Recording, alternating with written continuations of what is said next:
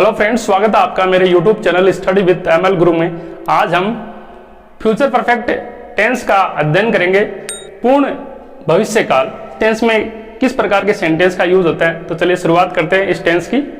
Hello students, देखिए future perfect tense पूर्ण भविष्य काल क्या होता है, किस प्रकार के वाक्यों का प्रयोग होता है। जनरल इंट्रोडक्शन इस टेंस का प्रयोग है या अर्थ है। इस टेंस का प्रयोग उस समय किया जाता है, यानी इस टेंस का प्रयोग उस समय किया जाता है या ऐसे कार्यों के लिए किया जाता है जब किसी निश्चित समय तक किसी कार्य के भविष्य काल में समाप्त होने की संभावना हो। यानी ऐसा कार्य जो भविष्य में किसी निश्चित समय तक समाप्त हो चुका हो, यानी कोई कार्य भविष्य में किसी निश्चित समय तक समाप्त पूरी होने की उसकी संभावना हो, तो उसके लिए इस टेंस का प्रयोग किया जाता है।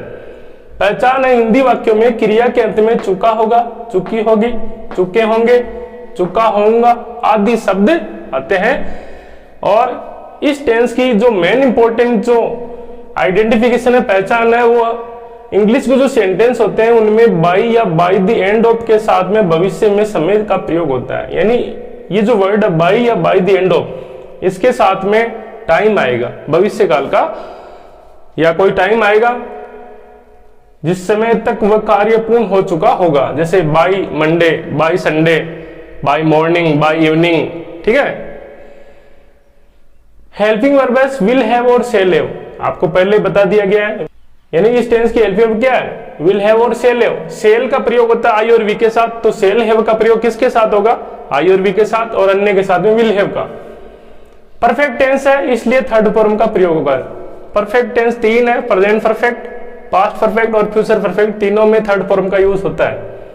अफर्मेटिव सेंटेंस बनाएंगे हम। सेंटेंस फॉर्मेशन की बात करें तो इसका जो फॉर्मूला है subject helping verb V third form और ऑब्जेक्ट फुल स्टॉप, यानी S H V O. Negative का जो फॉर्मूला है विल हैव और शेल हैव जो हेल्पिंग वर्ब है, इन दोनों के बीच में नोट का प्रयोग कर दो, तो नेगेटिव का बन जाएगा subject will shall plus not plus have plus third form plus object या other word full stop. Interrogative sentence का बनाएंगे फॉर्मूला या स्ट्रक्चर, तो विल और शेल का प्रयोग वो सब्जेक्ट के पहले होगा, फिर बाद में सब्जेक्ट, फिर have plus third form plus object या other word sign of interrogation.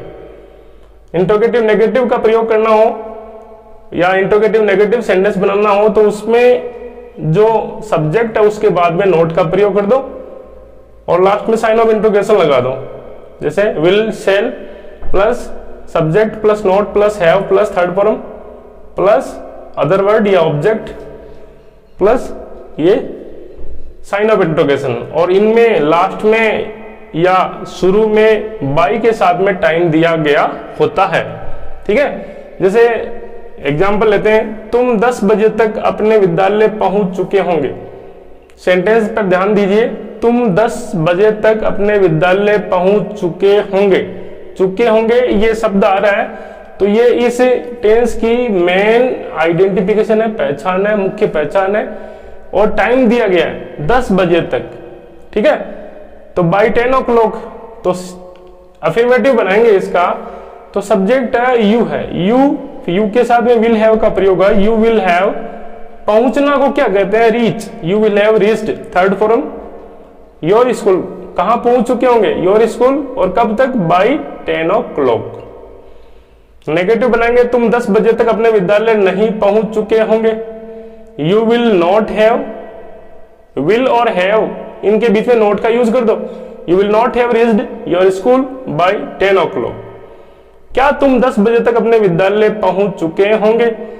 अब देखो सेंटेंस की जो शुरुआत है वो क्या से हो रही है, इसका मतलब है ये जो सेंटेंस है वो हेल्पिंग वर्ब से शुरू होने वाला सेंटेंस है, विल यू, यानी यू के पहले विल शेल का प्रयोग, सब्जेक्ट के पहले विल शेल का प्रयोग, यू के साथ में विल का यूज होता है, तो will you have reached your school by 10 o'clock। अगर इसका नेगेटिव बनाएंगे, क्या तुम 10 बजे तक अपने विद्यालय नहीं पहुंच चुके होंगे, तो यू के बाद में नोट का प्रयोग यहां पर है ना, वो नोट का यूज हो जाएगा। Will you not have reached your school by 10 o'clock, last में ये प्रश्नवाचक चिन्ह। मुख्य जो पहचान है वो इस टेंस की ये है, बाई 10 o'clock। ठीक है। यानी बाई के साथ में टाइम या बाई द एंड ऑफ के साथ में भविष्य में समय का प्रयोग होता है। तो ऐसे वाक्यों को फ्यूचर परफेक्ट टेंस में काउंट किया जाता है या ऐसे वाक्य फ्यूचर परफेक्ट टेंस में होते हैं। अब देखते हैं इनका यूजेज, इस टेंस का यूजेज कैसे होता है। फ्यूचर परफेक्ट जो टेंस है उसके यूजेज देख लेते हैं। पहला जो यूज है, जब दो कार्य फ्यूचर में हो, यानी जब दो कार्य फ्यूचर में हो जिसमें एक कार्य पहले समाप्त हो चुका हो तो दूसरा कार्य बाद में हो, तो पहले कार्य के लिए फ्यूचर परफेक्ट टेंस तो दूसरे कार्य के लिए सिंपल प्रेजेंट टेंस का प्रयोग होता है। जैसे ये सेंटेंस है, वर्षा होने से पहले पौधे सूख चुके होंगे, तो वर्षा का होना और पौधे का सूखना, प्लांट्स का सूखना, यानी प्लांट्स का जो सूखना है वो पहला कार्य है, पहले काम हुआ है, तो ये फ्यूचर परफेक्ट है। The plants will have dried before it rain, बरसात का होना ये बाद में हुआ, इसलिए ये सिंपल प्रेजेंट टेंस में।